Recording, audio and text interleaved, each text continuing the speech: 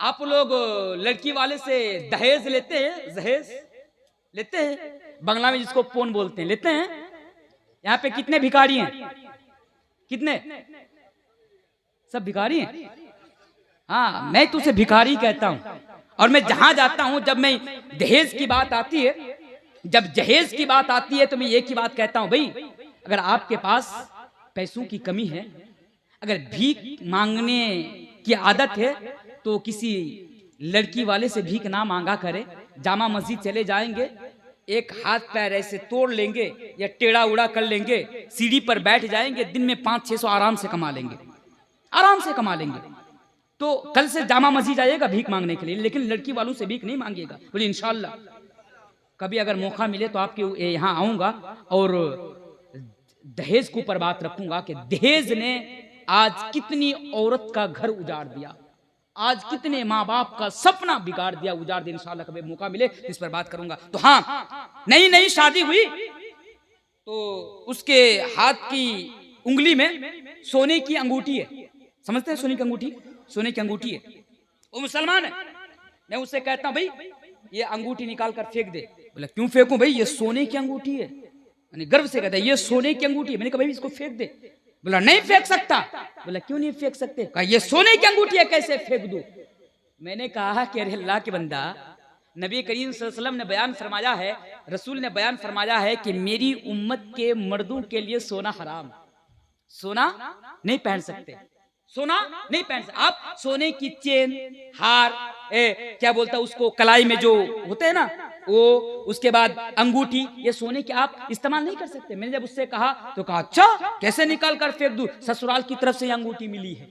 अच्छा ससुराल की तरफ से मिली है तो ये अंगूठी तुम निकाल कर नहीं फेंकोगे। आज तुम्हारा हाल है, तुम्हारा हाल है। लेकिन सहाबा, सहाबा उसकी जिंदगी पर जरा नजर डालो। कौन सहाबा? अल्लाह के प्यारे नबी जनाब मोहम्मद रसूलुल्लाह सल्लल्लाहु अलैहि वसल्लम बैठे हुए हैं।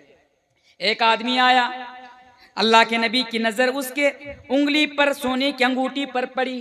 अल्लाह के नबी ने उस अंगूठी को निकाल कर फेंक दिए और कहा कि सुनो ये मेरी उम्मत के मर्दों के लिए हराम है। फेंक दिए, अंगूठी निकाल कर अल्लाह के रसूल फेंक दिए।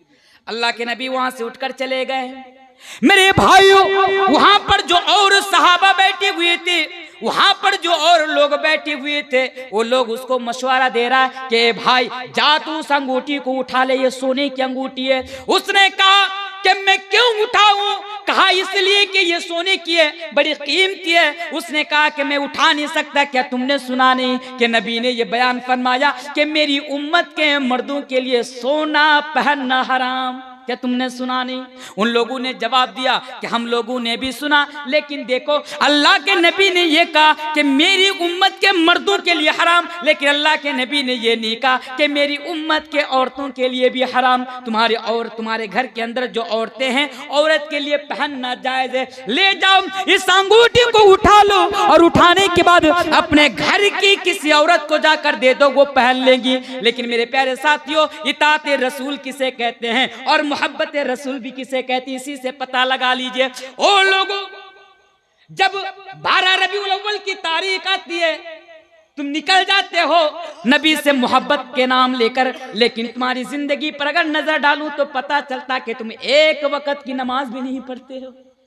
देखो मोहब्बत रसूल, ये इताअत रसूल किसे कहते हैं।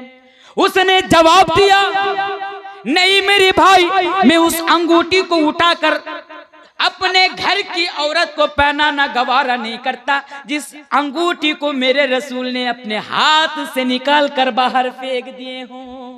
ये होता है इताअत रसूल। तो अगर आप जन्नत में जाना चाहते हैं तो आप क्या करें? अल्लाह के रसूल की इताअत करें, अल्लाह के रसूल की कही हुई बातों के ऊपर यानी आप अपनी जिंदगी गुजारें। आप भी इंशाल्लाह आप जन्नत के अंदर चले जाएंगे। 3 चीजें हो गई, जल्दी जल्दी आइए। चौथी चीज के ऊपर जरा गौर कीजिए। अगर आप जन्नत के अंदर जाना चाहते हैं तो कितना आसान है जन्नत में जाना। हम जन्नत में जाना तो चाहें, कितना आसान है। ना 1 रुपया लग रहा है, ना खर्चा करना पड़ रहा है, ना जमीन बेचना पड़ रहा है, ना घर बेचना पड़ रहा है, कुछ नहीं करना पड़ रहा है। बस क्या है, ये 4 चीजें कर लो जिंदगी के अंदर, 4 चीजें तुम जन्नत में चले जाओगे। मैं नहीं, मेरा रसूल बताते हैं। हदीस आइए मैं आपके सामने रखता हूं, सही हदीस है। अल्लाह के प्यारे रसूल जनाब मोहम्मद रसूलुल्लाह सल्लल्लाहु अलैहि वसल्लम बयान फरमाते हैं, हदीस सुनाने से पहले इसको सुनिए। यहूदियों का बहुत बड़ा आलिम, मुसलमान नहीं, वो बाद में इस्लाम कबूल किए, लेकिन अभी वो यहूदी है। यहूदियों का बहुत बड़ा आलिम, उनका नाम क्या है? उनका नाम है अब्दुल्ला बिन सलाम। अब्दुल्ला बिन सलाम, अब्दुल्ला बिन सलाम कहते हैं, ओ लोगों सुनो, अल्लाह के प्यारे नबी जनाब मोहम्मद रसूलुल्लाह सल्लल्लाहु अलैहि वसल्लम जब मदीने के अंदर तशरीफ लाए, एक गैर मुस्लिम यानी यहूदी बता रहे हैं, जब नबी मदीने के अंदर तशरीफ लाए, सारे के सारे लोग नबी को देखने के लिए दौड़ पड़े। सारे के सारे लोग नबी को देखने के लिए दौड़ पड़े। मैं भी पीछे पीछे मैं भी दौड़ पड़ा। मैं ये देखना चाहता था कि आखिर ये मोहम्मद सल्लल्लाहु अलैहि वसल्लम आखिर क्या तालीम दे रहे हैं, लोगों को क्या बता रहे हैं। अब्दुल्ला बिन सलाम बयान कर रहे हैं, जब मैं नबी को देखने के लिए करीब पहुंचा और नबी के चेहरे के ऊपर जब मेरी नजर पड़ी तो मैं नबी को देखते ही समझ गया कि ये चेहरा किसी कज़्ज़ाब का चेहरा नहीं हो सकता, ये चेहरा किसी झूठे का चेहरा नहीं हो सकता।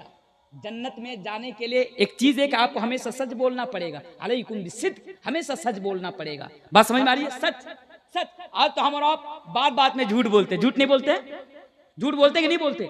चलिए, जब झूठ की बात आई तो हदीस सुनाने से पहले ये भी सुनते जाइए। आज हम और आप किस तरह झूठ बोलते हैं? ये जो मोबाइल है हमारे हाथों में, यह हमें 24 घंटे में कम से कम 500 मरतबा तो झूठ बुलवाता है।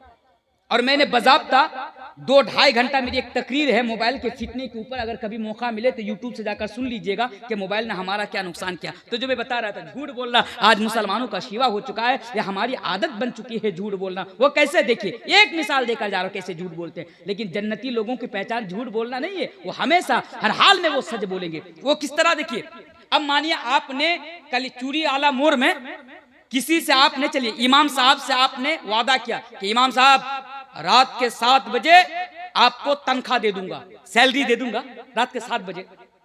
अब इमाम साहब की सैलरी कितनी है? 4-5 हजार तो मिलती होंगी शायद। खैर, लोग कहते हैं इमाम साहब को ज्यादा पैसा देने की जरूरत नहीं है, क्योंकि मौलवियों का पैसा बरकत का पैसा होता है। तो मैं तो ये भी कहा था कि तुम्हारा बेबरकत पैसा मौलवी को दे देना, मौलवी का बरकत वाला पैसा तुम ले लेना, तब पता चलेगा। तो बहरकैफ क्या बता रहा था, हाँ, इमाम साहब ने वादा किया कि इमाम साहब रात के 7 बजे आपको पैसा दे दूंगा। अब इमाम साहब सोच रहे हैं कि मुझे कल सुबह घर जाना है, चलो 7 बजे मैं उनको फोन करता हूँ, बेचारा कहाँ है।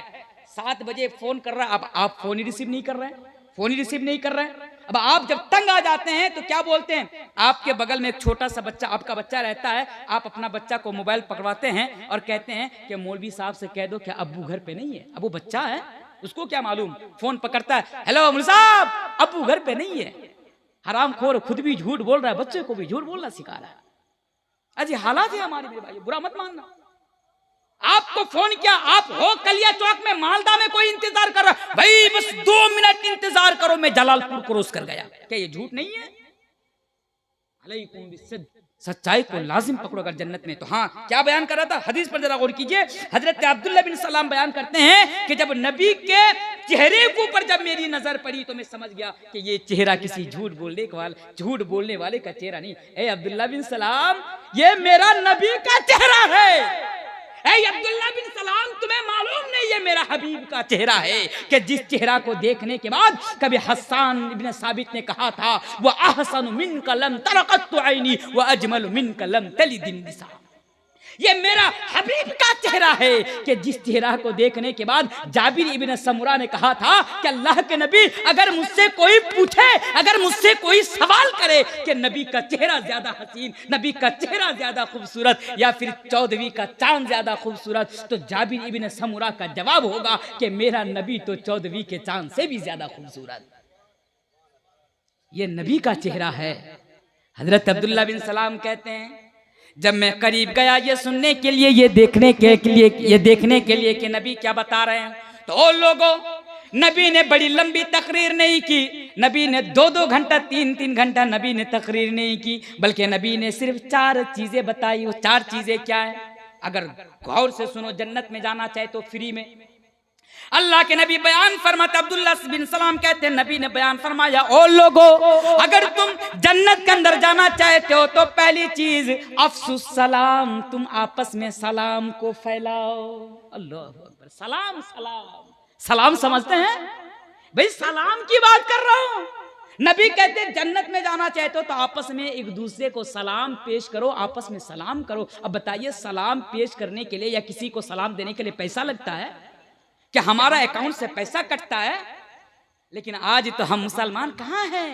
हम तो यहूदियों के, हम तो ईसाइयों के चमचा बन चुके हैं, चमचा। आज कदम कदम पर आज हम और आप उनकी नकल करते हैं, उनके फैशन को अपनाते हैं, उनके कल्चर को अपनाते हैं। हम घर में आते हैं, घर से बाहर जाते हैं, बच्चे को सिखाते हैं, घर वालों को सिखाते हैं, good night, good morning, good evening, good afternoon कहते हैं नहीं कहते हैं?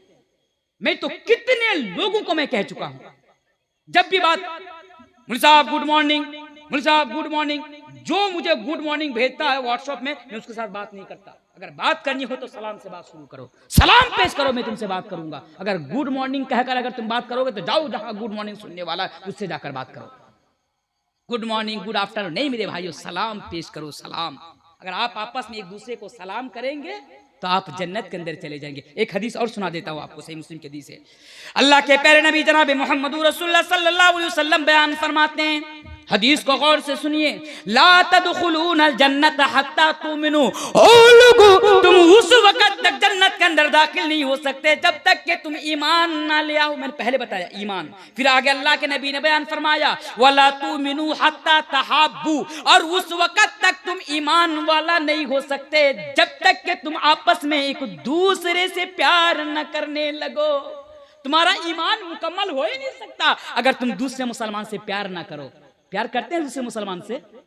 जब इलेक्शन का टाइम आता है तब पता चलता है कि हम एक दूसरे से कितना प्यार करते हैं। सीपीआईएम के लोग और तृणमूल के लोग या कांग्रेस के लोग, पता नहीं आप कौन कौन सी पार्टी करते होंगे, आपकी पार्टी आपको मुबारक, मुझे क्या लेना देना। मैं तो राजनीति की बात वगैरह जलसे में आकर नहीं करता हूँ, उसके बावजूद भी मुझे बदनाम किया जाता है। मौलवी साहब राजनीतिक बात करते हैं, मीडिया वाले भी मेरे खिलाफ चलाते हैं, मौलवी साहब राजनीतिक बात करते हैं। लेकिन यकीन मानिए मैं ये राजनीतिक बात नहीं, आप करते हैं कीजिए, आपकी पार्टी आपको मुबारक। लेकिन मुसलमानों ने जब वोट का टाइम आता है, इलेक्शन का टाइम आता है, तो मुसलमानों का ईमान तेल लेने चला जाता है, तब वो बेईमान हो जाता है, लगता ही नहीं कि ये मुसलमान है, ऐसा फील ही नहीं होता। और आप जरा देखिए, सोचा था नहीं बताऊंगा, चलिए इशारा करके चला जाता हूं। आपके वेस्ट बंगाल में इलेक्शन हुआ, कितने लोगों की जाने गई, आपके ऊपर मैं छोड़ता हूं। आपकी पार्टी मुबारक है, लेकिन याद रखो आप मुसलमान है, आप मुसलमान है। कब्र के अंदर आपसे यह पूछा नहीं जाएगा कि तुम्हारा नेता कौन था, कब्र के अंदर आपसे यह पूछा नहीं जाएगा तुम कौन सी पार्टी तुम करते थे, आपसे नहीं पूछा जाएगा। यह नहीं पूछा जाएगा कि तुमने अपनी पार्टी को जिताने के लिए कौन कौन सा बूथ तुमने दखल किया, आपसे यह सवाल नहीं किया जाएगा। मेरे भाइयों, आपसे सवाल किया जाएगा कि आपका नेता कौन था, मोहम्मद थे तो बच जाएंगे, नहीं तो फिर आप भी तेल लेने जाएंगे। बात समझ में आ रही है? कितने लोगों की वेस्ट बंगाल के अंदर जाने गई, चारों तरफ से आज हमारे ऊपर परेशानी आ रही है। लेकिन हद तो यह है कि आज एक मुसलमान दूसरे मुसलमान का दुश्मन बने बैठे हैं, एक मुसलमान दूसरे मुसलमान को देखना गवारा नहीं करते, एक मुसलमान दूसरे मुसलमान से सही तरीके से बात नहीं करते। आपको मालूम है, अगर मैं गलत नहीं हूं तो मैं बोल कर जा रहा हूं कि अगर 40 मौतें हुई है अगर वेस्ट बंगाल के अंदर, मैं नहीं जानता कितनी मौतें हुई, मैं तो मिसाल देकर जा रहा हूं, अगर इलेक्शन को सामने रखते हुए अगर 40 मौत हुई है, 40 मुसलमान की अगर जान गई है, अगर उसका बच्चा यतीम हुआ है, अगर उसकी बीवी बेवा हुई है, तो मेरे भाइयों उनमें से कम 38 तो मुसलमानों का नंबर आएगा। गलत बोल रहा हूं? 38 मुसलमान है। कहां आप जी रहे हैं मेरे भाइयों? अभी भी वक्त है, अपने आप को संभालिए, अभी भी वक्त है, अपने आप को मुसलमान के ढांचे में ढांचिए।